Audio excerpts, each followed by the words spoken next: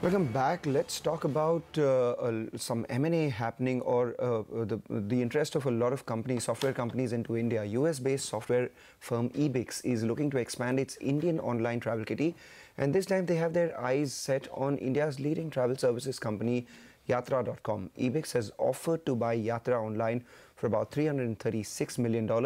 The offer is at an 84% premium to Yatra's closing price on the Nasdaq last Friday. Mugdha Warrior caught up with Robin Raina, the chairman and CEO of Ebix, to get a sense of how his company was going to accommodate Yatra in their entire ecosystem. Listen in.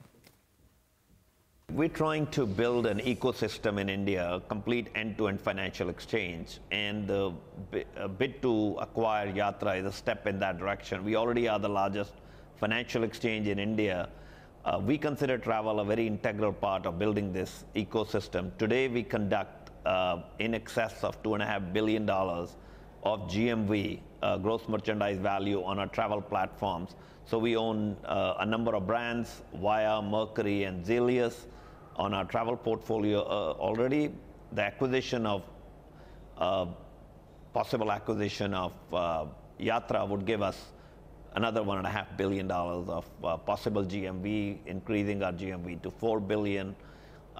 Ultimately, it was about accretion for our shareholders. It was a win-win.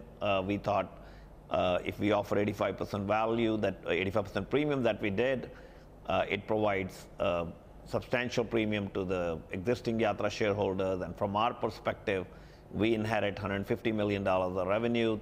We believe post synergies we get around 30% operating income, and that translates approximately to 25 to 30 cents of diluted EPS for our shareholders. Yes, and Mr. Robin, this is a big premium that you're offering. How positive are you that this deal will go through? And I know it's a little early, but have you heard back from Yatra on this? Well, I think all I could say at this point is that, you see, I can't speak for Yatra, so you'll have to ask Yatra that question. I can only tell you that I feel fairly good about it, based on the fact that it's a rather generous offer. We feel it's a win-win for both sides. So I expect, I'd like to hear a positive response, but I prefer that you ask Yatra this question. You've made multiple acquisitions over the last couple of years, several acquisitions in the travel space as well. You know, what can we expect going forward? What else are you looking at? We're a big believer in Mr. Modi's Make in India movement, and we've put our money where our mouth is.